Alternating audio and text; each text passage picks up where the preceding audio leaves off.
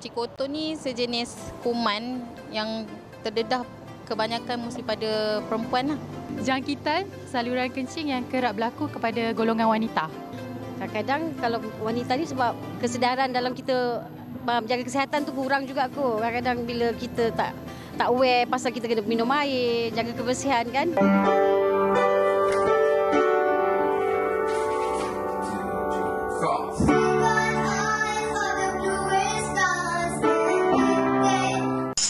Wanita hari ini.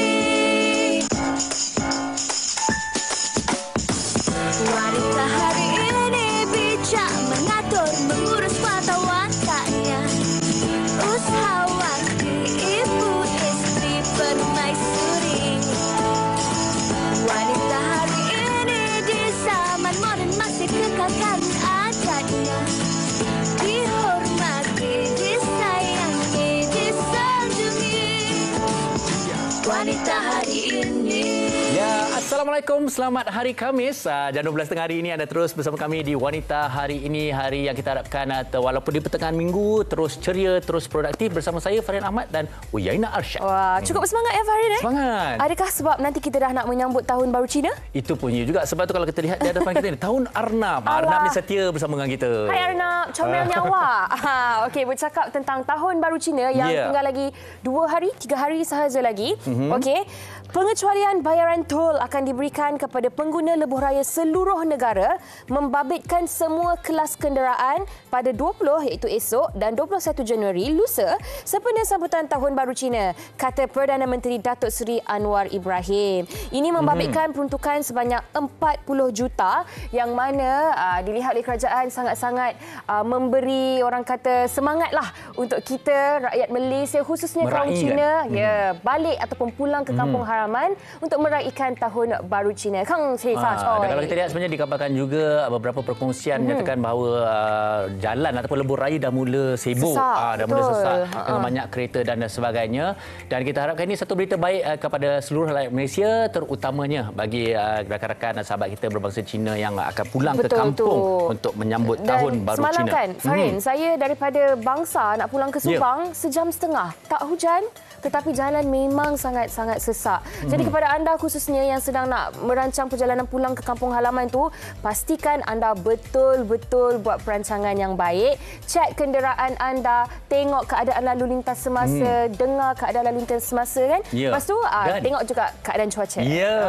Ini penting untuk kami kongsikan kerana ini yang dijangkakan oleh Met Malaysia di mana luruan monsun dijangka di timur semenanjung bermula esok. Okey, dengarkan baik-baik kerana ini melibatkan hari ataupun hujung minggu percutian kita ini, iaitu ianya dijangka bermula esok hingga 23 Januari yang berpotensi membawa hujan berterusan di kawasan yang terlibat. Ini adalah antara kawasan-kawasannya iaitu Johor, Pahang, Kelantan dan Terengganu berkuat kuasa dari esok hingga 22 Januari. Dan kalau kita lihat juga ribut petir dan hujan lebat berserta angin kencang dijangka berlaku di kawasan-kawasan ini. Dan ini jugalah merupakan ramalan cuaca signifikan yang mana saya katakan penting tadi, ianya melibatkan hari di mana ramai ataupun banyak kenderaan akan menggunakan lebuh raya dan sebagainya. Pastikan kenderaan selamat, memandu dengan selamat dan juga mungkin kalau terlalu lebat mungkin elakkan daripada memandu pada waktu tersebut. Terutama bagi anda yang berada di kawasan selatan dan juga pantai timur tanah air, betul-betul cakna dengan keadaan cuaca semasa di negara kita. Kadang-kadang perkara yang di lebuh raya kadang perkongsian tentang kemalangan dan sebagainya sangat-sangat merisaukan. Jadi saya mendoakan, berharap dengan semua pengguna jalan raya berhati-hatilah.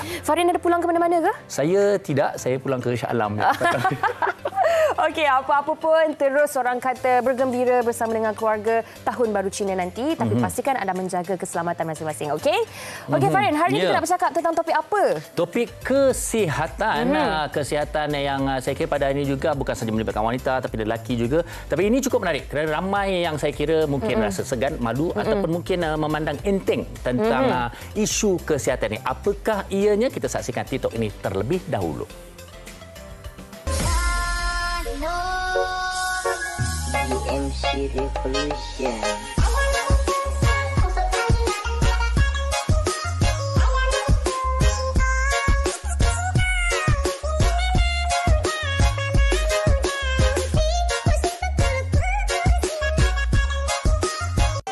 You won't get no dessert till you clean off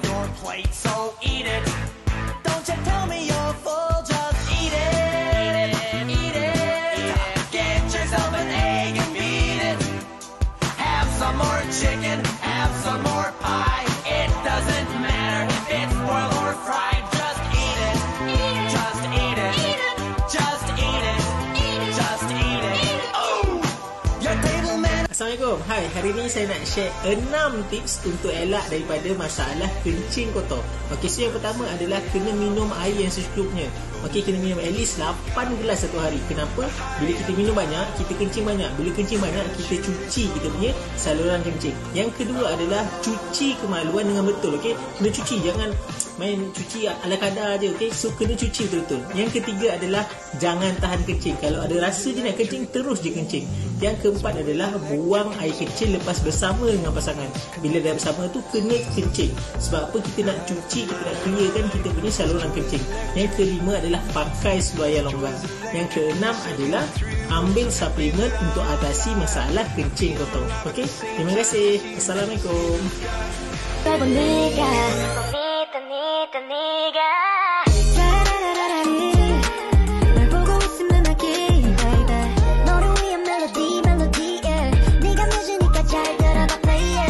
Okey, itu tadi sedikit rangkuman video TikTok yang telah disediakan oleh wartawan kami yang berkait rapat dengan topik yang kita nak bawakan pada hari ini, Fahrin. Iaitu masalah kencing kotor ataupun urinary tract infection. Atau jangkitan salur kencing. Okey, bagi ramai yang mungkin kurang pasti, mungkin ramai kalau mengikut statistik sememangnya ramai yang dijangkitinya adalah wanita. Betul. Tetapi lelaki juga terdedah kepada risiko ini dan katalah kita tak pasti apa masalah dan sebagainya. Mungkin antara yang mungkin saya boleh kongsikan ialah kalau nak buang air kecil tu rasa sakit sangat. Betul. Dan dia rasa mungkin pelbagai rasa, tetapi yang penting dia sakit. Dan kemudian ada katanya juga kalau sikit tapi sakit pun ada juga. Bercakap berdasarkan pengalaman diri ke? Itu saya sebenarnya nanti ada satu persoalan dan perkongsian. Saya rasa saya pernah mengalaminya. Kenapa dan bagaimana nanti saya nak tanya dengan dia. Tapi ini memang cukup menarik lah. Bermakna mungkin ada dalam kalangan kita yang dah pun dijangkiti tapi tak sedar pun dirinya sedang dijangkiti. Jadi topik hari ini sangat-sangat patut untuk ditonton oleh anda yang sedang mengalaminya ataupun anda yang kita risaulah kalau terjadi kita tak tahu benda itu terjadi kepada kita. Okey, apa simptom dia, macam mana cara nak rawat, apakah masalah yang akan terjadi sekiranya tidak dirawat. Semua ni kita akan kupas sekejap sahaja lagi. Okey, dan seperti mana anda saksikan, kalau ada sebarang komen ataupun soalan, kongsikan, meriahkan Facebook kami pada hari ini di Wanita Hari Ini TV3, Facebook kami dan juga Instagram kami WHI TV3. Jadi pastikan anda terus bersama kami. Tak ada pencualian, lelaki dan juga wanita. Teruskan bersama dengan kita, jangan ke mana-mana. Awak mengacara ni jadi awak tak ada komen lah kat FB. Saya Wanita Hari Ini. Wanita Hari Ini.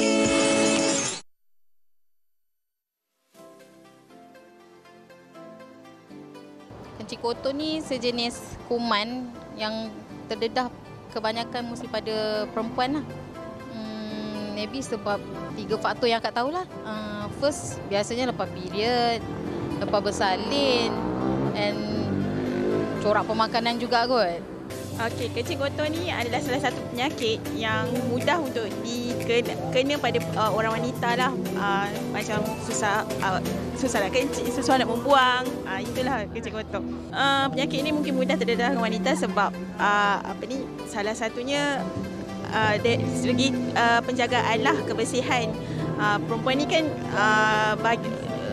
bahagian-bahagian tu kan sensitif. Itu sebab mungkinlah mudah terkena pada wanita. Kencing kotor tu ada satu penyakit yang selalu tidak boleh, penyakit yang melibatkan kencing, sakit, kencing kotor macam tu selalu.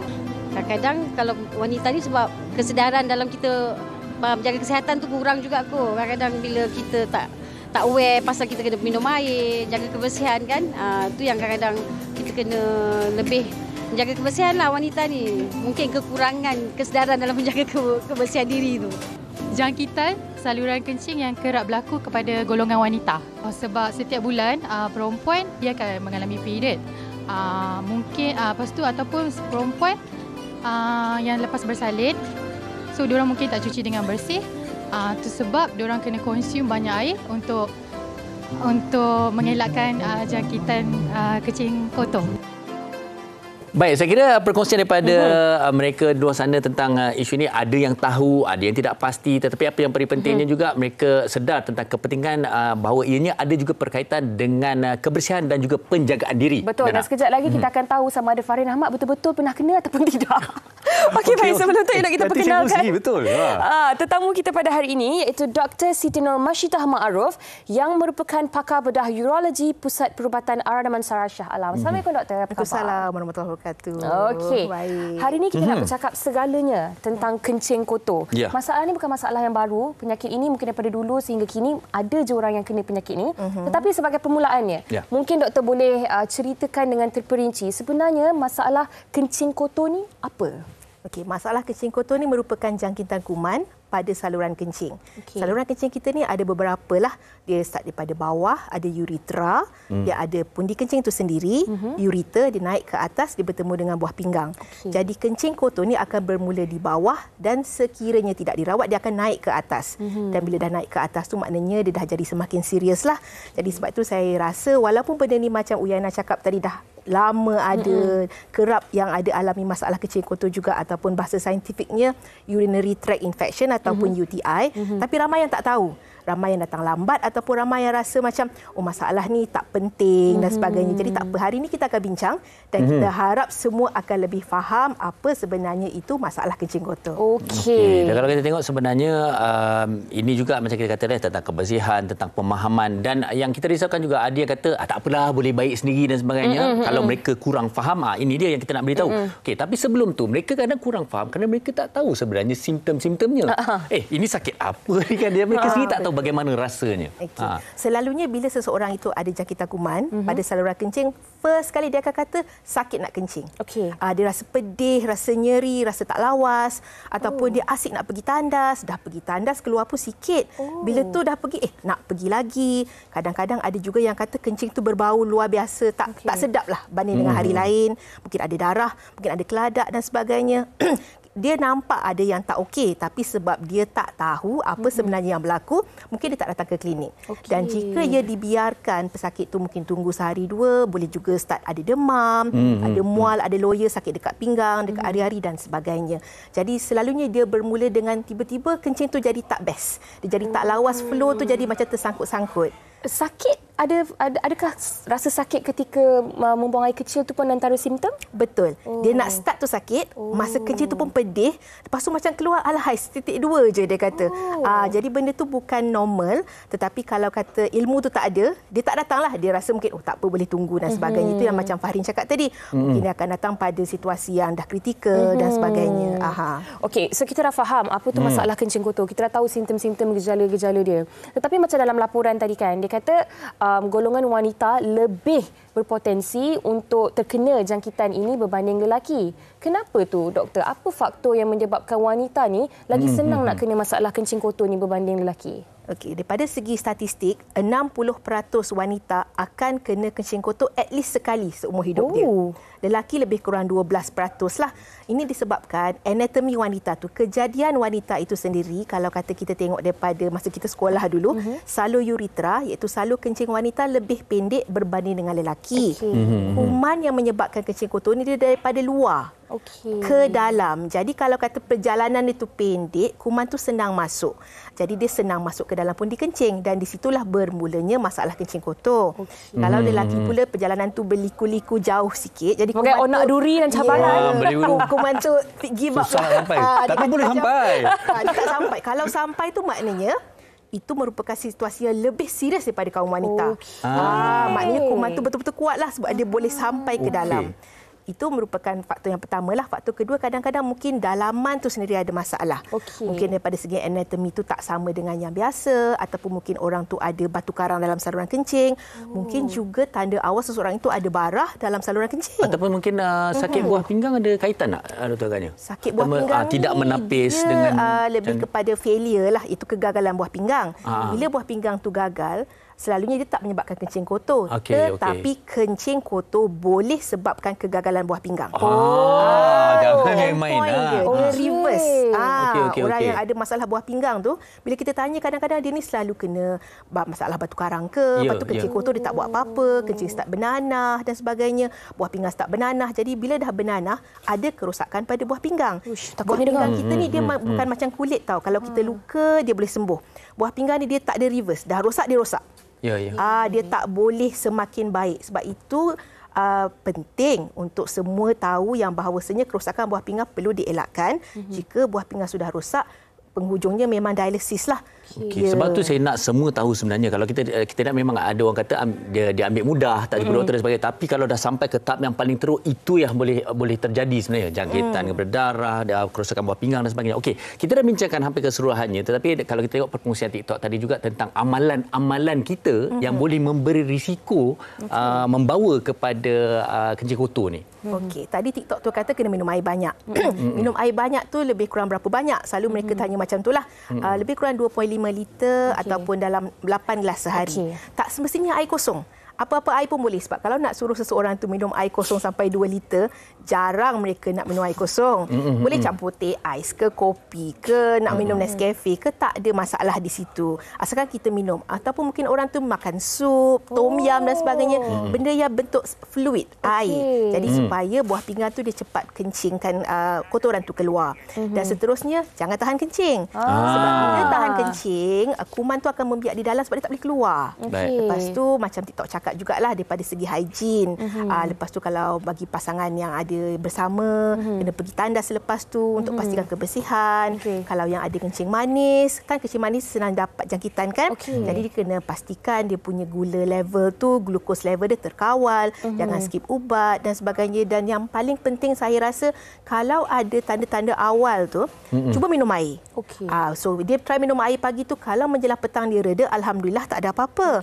Tapi kalau bawa ke petang situasi masih teruk, semakin teruk ataupun masih kekal sama, pergi ke klinik berdekatan. Tak perlu pergi hospital sebab masalah kencing kotor ni kerap. Doktor klinik ni dekat dengan rumah kita pun boleh tolong.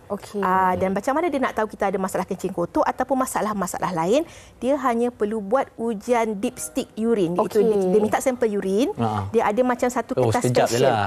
Kertas special tu dia masuk dalam air kencing tu, dia tengok ada kuman ke, ada darah ke dan sebagainya. Dan daripada sana dia boleh nasihatkan kita apa ubat yang sesuai. Sebab antibiotik simpul kita tak boleh main ambil je. Betul.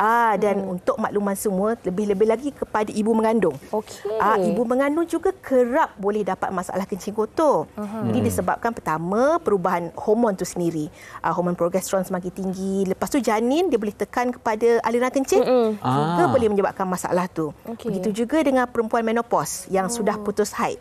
Ini kerana kalau kata kita baca dan sebagainya, bahagian bawah intim perempuan tu, dia ada kuman baik ataupun disebut sebagai normal flora.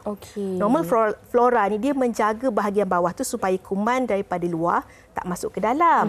Bila seseorang itu telah putus haid, hormon estrogen akan turun, kuman-kuman baik ni akan berkurangan. Jadi dia punya protective mechanism tu akan jadi kurang. Jadi selalu kita tengok mungkin perempuan berusia, mak-mak kita kan, mungkin Farid kata kenapalah saya kena duduk kat sini dengar. Dia kata boleh tahu juga untuk mak, untuk kakak, untuk isteri betul. Sebab mungkin mereka tak tahu. Jadi kalau kita kenal pasti apa gejala dia, kita boleh nasihatkan mereka untuk dapatkan rawatan dengan kadar yang lebih segera. Jangan nak testing dekat rumah lah. Sebab ada yang datang tu dah kritikal sampai kena masuk ICU dan sebagainya. Bila kita tanya kenapa, dia kata ingatkan sakit biasa-biasa je, dah seminggu dekat rumah macam tu. Ataupun mungkin juga ada yang takut nak ke hospital. Sebab tu saya kata kalau ada gejala di peringkat awal, pergi klinik dekat dengan rumah dulu. InsyaAllah doktor tu boleh bagi ubat, boleh bagi nasihat, boleh settle dekat situ saja, tak perlu sampai ke hospital. Dia bukan apa, Yana. Saya tahu benda penting juga. Saya dinasihatkan juga untuk para suami untuk menjaga kebersihan kerana suami boleh menjadi punca isteri kena jangkitan saluran kencing ni. Jadi jaga juga kebersihan anda, wahai kaum lelaki, kaum madam. Kalau tak, isteri anda berpotensi untuk dijangkiti kuman ni kan. Okey, dan kita bersama dengan seorang pesakit sudah pun terhubung di talian, iaitu Puan Ira Syamsuddin. Okey, nak berkongsi dengan kita kisah beliau tentang bagaimana beliau menghadapi masalah kencing kotor ni. Assalamualaikum Puan Ira. Waalaikumsalam. Apa khabar? Khabar baik. Okey, terima kasih sebab sudi berkongsi cerita dengan kami di Wanita Hari ini. Ya. Okey, Puan, kalau sebagai permulaannya kan, mungkin Puan boleh ceritakan bila kena penyakit ni dan apa antara simptom-simptom yang Puan alami? Kisahnya 3 minggu lepas. Baru. Okey. Baru 3 minggu lepas. Saya rasa sakit bila nak buang air.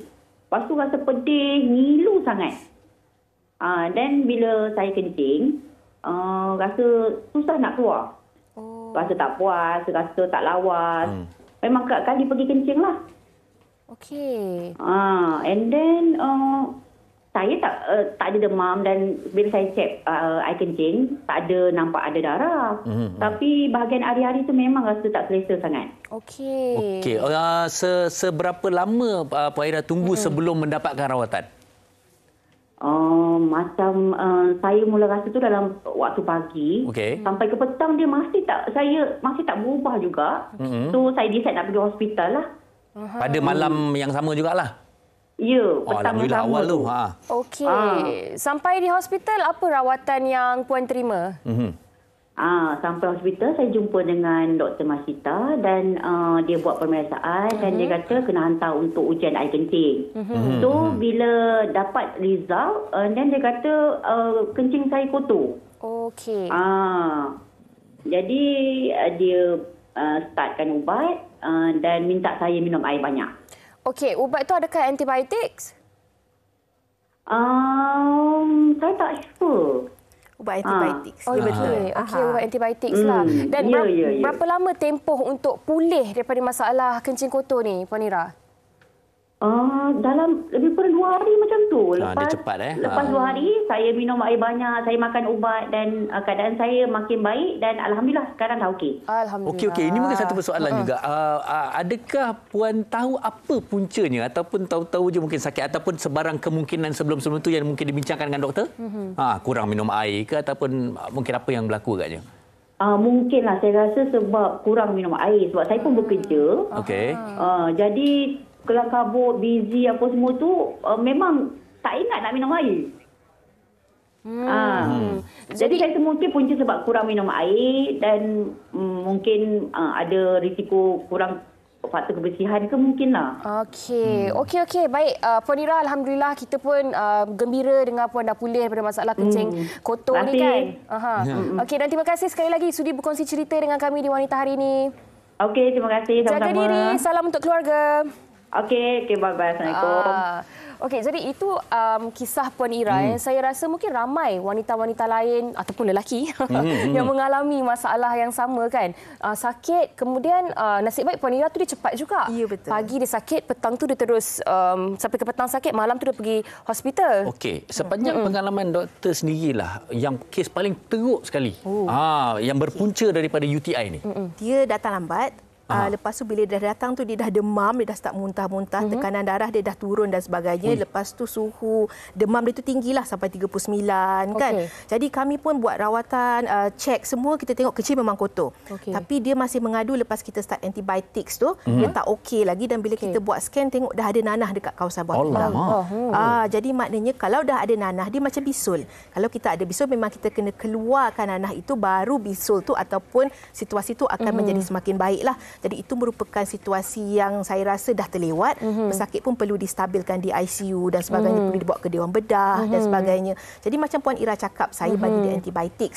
Ingin saya katakan di sini, kalau makan antibiotik tu dia kena habiskan kos yang doktor bagi tu. Kata doktor tu bagi 7 hari, kena makan 7 hari. Macam Puan Ira cakap, lepas 2 hari dia okey. Tapi saya masih bagi tahu pada pesakit saya kena habiskan. Ini kerana kalau kata kita makan untuk 2 hari atau 3 hari je, kuman tu dia baru macam slow down sikit. Dia tak mati sepenuhnya. Nanti dia akan tumbuh balik ataupun dia akan menyebabkan satu situasi disebut sebagai resistant. Iaitu lain kali kalau kena penyakit tu, makan ubat tu, ubat antibiotik sudah jadi tak sesuai. Dah tak jalan dah. Ya, dah tak jalan dah. Nanti kena macam step up ubat antibiotik yang lebih kuat. Ubat antibiotik yang kuat ni dia akan efek kepada buah pinggang, efek kepada hati dan sebagainya. Sebab itu kesedaran bahawasanya antibiotik ni tak boleh dimakan sesuka hati dan kalau doktor bagi untuk makan kena habiskan. Walaupun lepas 2 hari kita rasa alhamdulillah dah semakin baik. Jadi tadi doktor ada cakap yang dia datang lambat tu kan, berapa lambat dia datang? Yang itu kes yang itu specifically saya rasa lebih kurang 5-6 hari juga, dekat seminggu dah. Saya tanya kenapa, dia kata macam takut pergi hospital ataupun ada yang alasan kata tak apalah orang lain semua sibuk kan, nak datang sini nak driving susah dan sebagainya. Jadi kadang-kadang ialah alasan diberikan, tetapi saya rasa yang penting kesihatan diri kita. Betul. kita tak sihat, panggil Grab lah, minta tolong hantar ke. Kan kalau tak ada orang yang sudi, kalau kata kita dah sampai hospital nak dapat MC pun betul-betul sakit, doktor boleh tolong sign kan. Betul. Daripada sampai ke ICU dan sebagainya kena pergi Dewan Bedah, itu merupakan satu situasi yang saya rasa boleh dielakkan kalau pesakit itu datang awal lah. Okey, jadikan Puan Ira tadi sebagai contoh. Rasa sakit, sampai ke petang tu terus pergi ke hospital. Okey, baik doktor, kita nak bercakap tentang mitos juga yang berkait rapat dengan topik kita iaitu kencing kotor ni kan. Okey, antara mitos yang saya dengar, yang saya baca, pertama sekali dia kata kalau nak pulih minum air bali. Betul ataupun tidak? Ataupun antara punca lain, wanita dijangkiti kencing kotor ni sebab tidur malam tidak memakai seluar dalam. Betul ataupun tidak doktor? Okey. Satu lagi sebentar orang ini dah alang-alang kata ni. Sekarang ni orang ramai suka aktiviti lasak, aktiviti hiking apa semua. Masuk gua, masuk hutan. Masuk paya, masuk apa aktiviti macam tu boleh meningkatkan juga risiko kepada keadaan ni. Okey. Mitos yang pertama tadi kan, air bali. Air bali ni kalau kita minum, dia merupakan sejenis diuretics, iaitu di mana dia menyebabkan buah pinggang tu menghasilkan air kencing yang lebih banyak. Sebenarnya baguslah sebab dia akan flushing. Okey. Tapi kalau malas buat air bali, pergi kedai mamak dapat secawan minum sehari sekali pun cukup jugalah. Tak perlu nak kena buatlah. Kalau kata boleh minum seminggu sekali dan sebagainya, jadikan amalan, tak ada masalah. Tapi dia punya end point dia benda tu masih air lah. Masih minuman. Ada yang kata jus cranberry, ada juga yang kata misai kucing, ada lobak putih, tapi semuanya air. Jadi sebenarnya dia nak supaya kita kencing, sebab kalau sebut minum air kosong dia kurang best lah. Minum air bali tu bunyi macam high end sikit. Dia maksudnya yang menggalakkan perkumuhan tu. Betul. Tapi jangan ambil ada gula lah. Kurangkan gula ataupun tak ada gula langsung. Lepas tu yang kedua, yang pakai seluar dalam tu kan, sebenarnya yang itu tak ada mitos. Dia yang penting kebersihan lah, macam yang TikTok cakap tadi, bila cuci pastikan cuci kering dan sebagainya. Pakai atau tidak tu bergantung, sebab kalau kata contoh pada masa datang bulan kan, yang itu kebersihan kena ekstra sikit. Masa yang menopause, untuk golongan menopause, masa pregnant, sebab kalau kata ibu mengandung ni ada masalah kencing kotor, boleh menyebabkan kelahiran pramatang kepada bayi. Itu bahayanya. Bukan setakat ibu je boleh memudaratkan diri dia. Bayi dalam kandungan tu sama ada keguguran jika dia peringkat awal ataupun lahir pramatang. Jadi saya rasa tak adil lah kalau kata kita selaku ibu, kita nak anak kita sihat, bayi tu sihat. Dan kalau kita tahu masalah tu kencing kotor sahaja, jangan tunggu, jangan berlengah lah. Lepas tu mitos ketiga yang Farin cakap tadi, hiking, jangka trekking naik basikal, masuk sana gaung dan sebagainya. Boleh. Tak ada masalah. Cuma kalau kata baju tu dah kotor, tukarlah. Ada juga orang yang jenis yang cycling sampai Mount Peres lah, naik Cameron Highland 2-3 jam kan. Berhenti untuk pergi tandas. Lepas tu kalau rasa celana tu, seluar tu dah basah, tukar.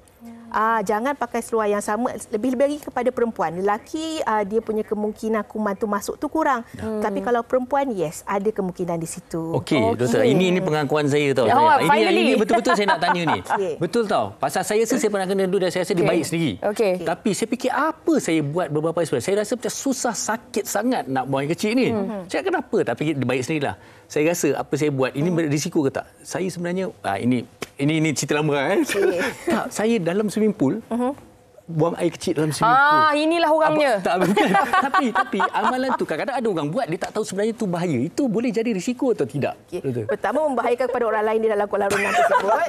Betul ke cerita lama ni? So, lain kali kalau ke kolam renang bersama Fahri Ahmad, diminta berhati-hati. Janganlah, Datuk kuning Zahid. Kalau nampak lepas dia tu, di taman tema air tu, kita jauh-jauh sikitlah. Betul. Sakit tau. Tapi memang itu boleh jadi punca ke? Sebab mungkin persekitaran tu tak bersih kan? Air tu kot. Yelah, bukan sahaja Farid Ahmad yang kecil di situ. Orang di sebelah, orang kat kolam sana, air tu mengalir dan sebagainya. Jadi saya rasa kalau dah keluar bercampur aduk air kencing dalam tu. Dia berjemaah kat dalam tu. Bermakna air yang okey, senang cerita, kita dinasihatkan kalau katalah kita mau mandi dalam laut ke dalam kolam renang ke di mana sekalipun, kalau nak buang kecil tu buang air kecil di tempat yang betul. Laut sekurang-kurangnya air tu mengalir. Kalau swimming pool ataupun taman tema tu, air tu dia macam dalam kolam tu juga. Dia recycle kat situ. Jadi saya nak memberi pesan kepada semua, tak kira adik-adik ke siapa, lelaki ke wanita ke, jangan sesekali lah sebenarnya. Kalau anda rasa tu senang tapi boleh membawa risiko pada penyakit. Ya, lepas tu keluar tu cucilah balik. Pengakuan tak, tapi betul tau. Saya cakap betul. Saya kadang-kadang cuba memahami apa yang wanita selalu alami. Memang sakit sebenarnya tu. Betul, dia macam orang lelaki kata mungkin kencing tak lawas lah. Dia tapi sakit. Kencing tak lawas kaum lelaki sebab dia lain. Dia tak ada menopause, dia tak ada pregnant. Mungkin boleh kongsi sikit doktor. Mungkin ada masalah prostat. Mungkin ada batu karang, mungkin juga dia ada masalah kelamin iaitu STD. Jadi walaupun 12% lelaki yang ada masalah kencing kotor, sebabnya lebih susah nak dirawat untuk kaum perempuan. Itu kena buat siri barulah lelaki hari ini. Baik, tapi itu kiranya kisah dia lain, faktor dia lain dan dia punya risiko pun lebih tinggi. Betul. Tapi hari ini fokus kita lebih kepada wanita. Soalan jujur tu Saya nak tanya tentang pencuci intim wanita ataupun feminine wash. Sebab daripada tadi kita dengarkan kata pasal hygiene ataupun kebersihan. Tak begitu bersih dan sebagainya. Mungkin di seluar dalam sendiri ataupun tidak dicuci dengan betul. Jadi orang fikir macam nak kena cuci bersih-bersih, nak kena cuci betul-betul. Jadi guna pencuci intim wanita ataupun feminine wash ni. Sebenarnya wanita sebenarnya memang kena guna ataupun tak patut pun guna feminine wash ni, doktor? Okey, feminine wash dia ada macam-macam. Ada yang beli online, ada yang beli kat farmasi, ada yang buat sendiri, macam-macam. Ya, dia yang pentingnya pH dia tu, iaitu dia punya acidity tu. Bahagian intim wanita tu sendiri merupakan acidic. Dia ada pH value dia itu 3.5 ataupun kepada 5 macam itulah. Maaf saya tak ingat dengan tepat, tapi dia acidic. Kenapa dia acidic? Sebab dia nak menggalakkan pertumbuhan flora baik, itu kuman baik yang menjaga bahagian tu. Kalau kata sabun biasa yang kita pakai tu dia beralkali. Jadi dia akan efek kepada persekitaran tu punya pH. Jadi kuman-kuman baik ni akan mati. Dengan kata lain, walaupun kita rasa bersih, tapi kita menyebabkan kematian kuman-kuman baik yang membantu penjagaan bahagian intim wanita. Ataupun ada orang yang buat douche, iaitu dia cuci dalam. Ada juga. Itu pun saya tak galakkan. Sebab itu pun akan menyebabkan flora baik ni akan hilang, mati. Jadi the normal protective agent tu yang dah dianugerahkan kepada kita tu hilang begitu saja. Kalau nak cuci memadai dengan air, kalau betul-betul nak pakai feminine wash, pastikan pH-nya betul. Ada beberapa di pasaran, cuci di bahagian luar sahaja, tak perlu cuci sampai ke dalam. Dan kalau ada yang pakai liner ataupun yang pakai pad masa datang bulan, tukar kerap. Especially kalau hari yang heavy flow kan, ataupun yang ada masalah keputihan contohnya. Masalah keputihan tu sebab bahagian faraj dengan bahagian pembukaan urethra tu dia rapat. Jadi kuman tu senang nak travel naik ke atas. Jadi kesedaran tu perlu, kita kena check lah.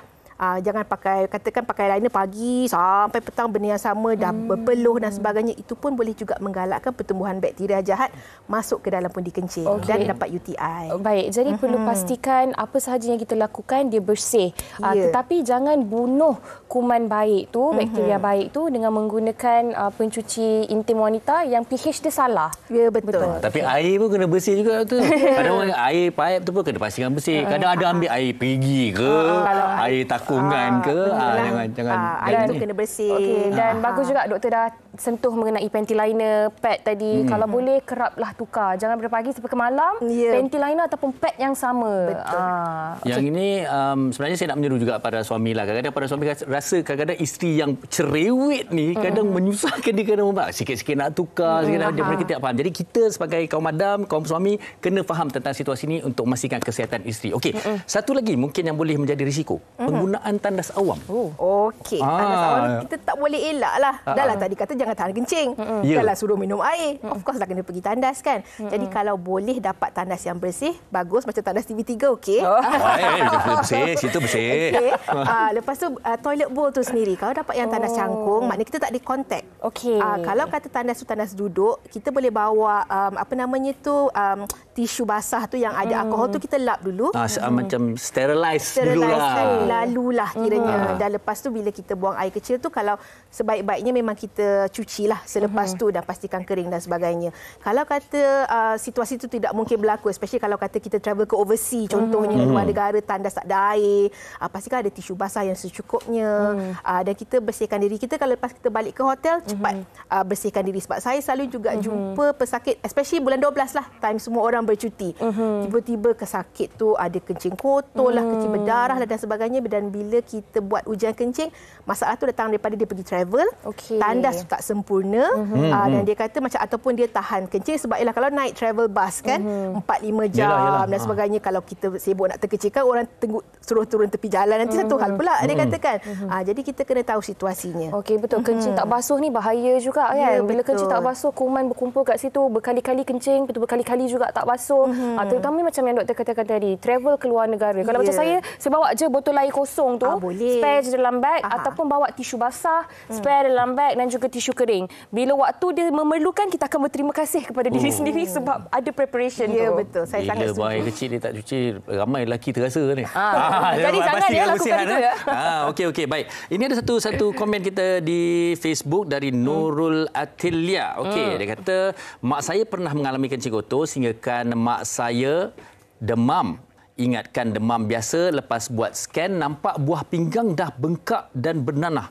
Memang perit rasanya. Okey, ini yang mungkin kita dah bincangkan tadi. Mungkin kita boleh ulang sedikit mengenai risiko kencing kotor ni. Sampai katanya bernanah dan bengkak buah pinggang ya, doktor. Memang boleh Bila buah pinggang bengkak tu kita kena tahu sebab apa. Kencing kita daripada buah pinggang dia turun ke bawah dan kita flush keluarlah kita kencing. Kalau kata ada batu karang dalam saluran kencing, dia boleh block urin tu turun ke bawah, kencing tu turun ke bawah. Itu boleh menyebabkan buah pinggang bengkak. Jadi bila air kencing tu tak boleh turun, buah pinggang bengkak, kencing tu makin lama dia akan jadi kotor sebab kuman akan membiak dekat dalam dia. Macam contoh analogi mudahlah. Longkang tersumbat kan. Bila longkang tersumbat, air daripada atas tu tak boleh turun. Jadi lama-lama air tu dia jadi berkeladak dan kotor. Sebab macam Fahrin cakap, bila kuman tu dalam air kencing, dia boleh masuk ke dalam darah. Dan seterusnya dia menyebabkan buah pinggang tu ada masalah bernanah dan sebagainya. Memang pada masa ni kita tak sebut sebagai UTI dah. Bukan urinary tract infection dah. Dia dah jadi urosepsis. Sepsis tu merupakan situasi di mana kuman dah masuk ke dalam darah. Itu terminologi dia. Uro sebab dia daripada urin lah. Urosepsis ni memang satu situasi yang susah nak baik. Memang kena duduk di hospital lama, kena stabilkan tekanan darah, degup jantung dan sebagainya. Terutamanya golongan berusia sebab mereka ni mungkin juga ada masalah kesihatan lain. Mungkin juga ada masalah kecil manis, jantung lemah, 3 serangkai. Jadi dia nak recover tu susah. Jadi kalau kata ibu kita ni kadang-kadang dia tak nak menyusahkan anak. Dia kata, alah sakit sikit je, tak apa. Tapi kalau dah jadi sampai ke tahap kritikal macam yang perempuan katakan tadi tu, saya rasa kita pun sebagai anak rasa bersalah. Betul. Sebab kenapa mak tak bagi tahu kan? Mungkin mak kita tak tahu ataupun mungkin dia segan nak minta tolong kita dan sebagainya. Jadi saya harap pada hari ini lepas dengar penerangan kita bertiga, kita dah bincang, mungkin ada kat luar sana rasa macam hari ni kecil macam tak okey. Apa kata pergi klinik berdekatan sebab ujian dia tak susah. Tak perlu cucuk untuk ambil darah. Sebab mungkin yang nanti kena cucuk, nanti kena potong. Tak perlu, hanya perlu kencing dalam bekas kecil yang doktor akan bagi. Urine test. Urine test tu pun dia kena cuci dulu, baru kencing dalam bekas lah. Sebab kalau kata saluran tu kotor, bawah tu kotor, bila kencing nanti dia dapat result yang tak betul lah. Kotor tu bukan daripada dalam pundi kencing tapi daripada luar. Jadi dia ada cara disebut sebagai aliran kencing bersih, clean catch dekat situ. Jadi dapatkan sampel kencing, test. Kalau tak ada, tak adalah. Kalau ada dan doktor tu rasa benda ni very mild, boleh bagi antibiotik saja, doktor klinik akan bagi. Tapi kalau dia rasa benda ni lebih serius sikit, dia akan buat rujukan ke hospital. Baik. Kita memang berbincang mendalam hari ini tentang wanita. Ada juga tadi sentuh sedikit tentang lelaki. Potensi juga tak untuk dijangkiti kepada kanak-kanak? Sedikit, doktor. Kanak-kanak ni selalunya tengok. Kalau kata yang baru toilet train, mungkin dia tak pandai lagi jaga kebersihan. Ataupun yang baru start sekolah, tak nak pergi tandas sebab cikgu garang. Saya nak pergi tandas je. Itu anak buah saya tu. Sanggup tahan sampai balik ke rumah baru dia. Ataupun tandas sekolah sangat kotor. Dia tak nak pergi. Ataupun mungkin juga kelahiran dia, anatomi tu sendiri. Sebab kanak-kanak ni dia baru kan. Dan ingin saya nyatakan kanak-kanak boleh juga dapat batu karang. Dia ada sebab-sebab dia lain daripada kaum lelaki, lain daripada kaum wanita. Tetapi kalau anak anda mengadu sakit bahagian hari-hari, kencing dia macam tak lawas dan sebagainya, jangan ambil mudah. Sebab buah pinggangnya masih dalam proses development, masih nak membesar dan proses pematangan tu masih berlaku. Kalau pada peringkat awal lagi buah pinggang tu dah bermasalah, proses mematangkan buah pinggang tu tak berlaku, dia akan dapat kerosakan buah pinggang pada usia awal. Jadi selaku ibu bapa kita perlu ada rasa tanggungjawab lah. Kalau anak kita mengadu, jangan jangan asyik kata macam alah malas nak pergi sekolah ni sebab tu sakit, sebab tu demam. Mungkin betul-betul dia perlukan bantuan kita. Mungkin betul-betul dia ada masalah kencing kotor. Dan takut dianya lebih daripada masalah kencing kotor. Ya, betul. Mungkin rawatan dia tak semudah yang kita rasa. Kalau dah bagi minum air, anak masih mengadu tak okey, tak salah saya rasa kita bawa pergi klinik untuk pemeriksaan. Ya, betul. Baik, di penghujung perbincangan kita ni, Doktor, okey, mungkin kita sampaikan pesanan kepada para penonton kita tentang betapa penting untuk menjaga kesihatan kita, khususnya untuk mengelakkan penyakit kencing kotor ni. Silakan. Okey, yang pertama kena banyakkan minum air lah. Sekurang-kurangnya 8 gelas sehari ataupun dalam 2 liter. Air apa pun tak kisah, janji kita minum. Lepas tu jangan tahan kencing. Lepas tu kebersihan dirilah. Kalau kata berpeluh, bersukan dan sebagainya, tukar pakaian dalam. Kalau kata lepas bersama dengan pasangan, pergi tandas untuk buang air kecil, itu penting. Ramai yang kata lepas bersama tu terlelap, besok pagi baru pergi tandas. Risiko kencing kotor ada di situ. Ya, especially kalau orang yang baru bermulan madu lah, honeymoon cystitis merupakan satu terminologi. Ada terma tu. Ada. Benda tu kalau tengok dalam online memang is a valid terminology. Honeymoon cystitis, orang yang pergi bermulan madu bila balik kena UTI. Sebab dia tak ada masa nak pergi tandas di situ.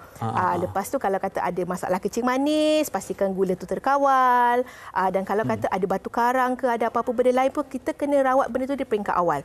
Sebab ingin saya nyatakan semua penyakit, tak kisahlah apa pun penyakit, kalau dapat dikesan pada peringkat awal, rawatannya tak kompleks. Rawatannya mudah dan insya-Allah baik tu senanglah, sembuh tu senang. Okey, baik. Okey, kita dah sampai ke penghujung perbincangan. Terima kasih kita ucapkan kepada Dr. Siti Nur Masyitah Ma'aruf, pakar bedah urologi, Pusat Perubatan Ara Damansara Shah Alam, atas penerangan yang diberikan sebentar tadi. Saya kira kita dah bincang, betul.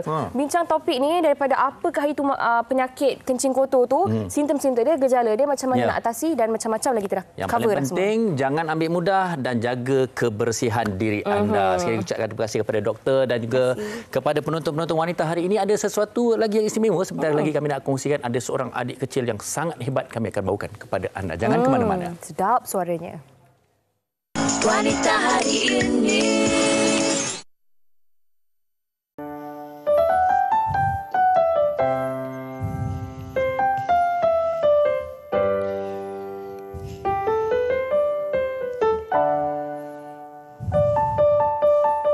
She's got a smile and it seems to me reminds me of childhood memories where everything was as fresh as a bright blue sky.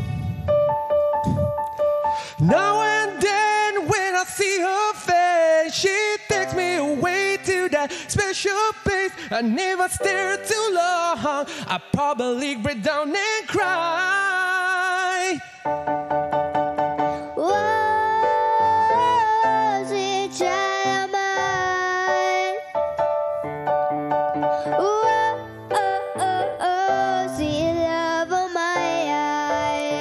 One more time. Oh, sweet child of mine. Let's go. Sweet love of mine. Yeah. Itu sweet child-nya. Hai Zandra. Okey, dah bersama-sama dengan coach beliau. Errol Sama. Awak Errol? Ya, saya Errol. Awak sebagai tetamu kita pada ini, orang kata awak ke yang raja komen tu? Ya, saya. Zandra. Okey. Zandra, say hi to the camera. Saya ada kamera, say hi. Okey, baik. Zandra ini sangat-sangat hebat kerana beliau telah pun tercatat dalam Malaysia Book of Records sebagai Malaysia Youngest Perfect Pitch. Tepukan untuk Zandra. Ini okey, mungkin kita boleh kongsi tengok sana. Okey, Errol, kalau kita tengok boleh ceritakan lebih lanjut mengenai pencapaian ni, Youngest Perfect Pitch ni, mengenai Zandra ni. Okey, so basically sebenarnya saya dah ajar adik Zandra ni dah almost nak masuk 2 tahun dah. Okey, sebenarnya saya mengajar vokal ni dah lama sebenarnya. Cuma dia ni yang membuatkan saya rasa macam I think I should tell to the people like you guys should hantar anak-anak anda untuk orang kata apa yang dia minat supaya dia boleh rasa macam yalah bila budak-budak kadang dia tak tahu apa yang dia minat. So mungkin dari sini bermulanya lah sebab ayah dia memang sangat supportive, always send her and always take note about her singing and everything. And then dia memang to be honest orang anak yang sangat bijak. Sebab saya ajar dia, to be honest, saya pun tak tahu dia pitch perfect pada saya. Sebab bila saya ajar vokal, saya akan guna teknik yang sama saja kepada all my student. Tapi dia punya telinga dia sangat baik. Sebab bila dia nyanyi, susah nak dengar sumbang. Mungkin kita pernah tengok kat rancangan TV. Kadang-kadang kita dengar Abang Ajai, pitching. Tapi dia umur baru 8 tahun, 8 dia tahun. boleh detect all notes very detail. Wah, salah kita seorang kalau international artist yang saya tahu yang memang betul pitch perfect dia punya dia boleh dengar, dia boleh detect semua ni, Charlie Puth. Yes, betul. Kalau kat Malaysia kita ada adik Zandra Musikai. Okey, Zandra nervous ke? Tak apa, don't worry. Kita test sikit. Boleh. Okey, this is the things yang dia nak pakai. Dia nak pakai. Okey, so dia yang nak main. Okey tak? Okey, kalau dia main dia tahu note apa. Betul juga. Okey, maknanya Aero akan tekan situ, dia akan ikut. Okey, so mungkin orang dekat luar sana akan tanya, ya ke dia boleh detect note tu ke tak? Sebab ada orang kadang mungkin dia dah praktis, dia dah tahu. Okey, ini saya tunjuk example macam mana dia boleh dapat pitch perfect tu. Okey. So kita bermula dengan note yang pertama. Zandra ready? Okey, look at the camera. Okay, look at the camera. Smile. Okey. Okay. So kita cuba note yang pertama. Alright, Zandra. Okay, alright. So I will give you first note and guess what is the note. C. Betul. Okey. Okay. Next note. A. Yes, correct. Is A. Okay. Mungkin orang cakap, alah senang je, satu note je. Aku pun boleh buat. Okay. Beberapa. Beberapa. Okay. So kita cuba next one. Okay. Guess what is the chords? Chords ni membawa maksud kita akan main lebih daripada satu note. Okay. Ataupun kita boleh jadikan dia satu harmony line. Yeah. Okay. So ready So we start with the first chords. Guess what is the chord? C major. Yes. Wow. Correct. Next note.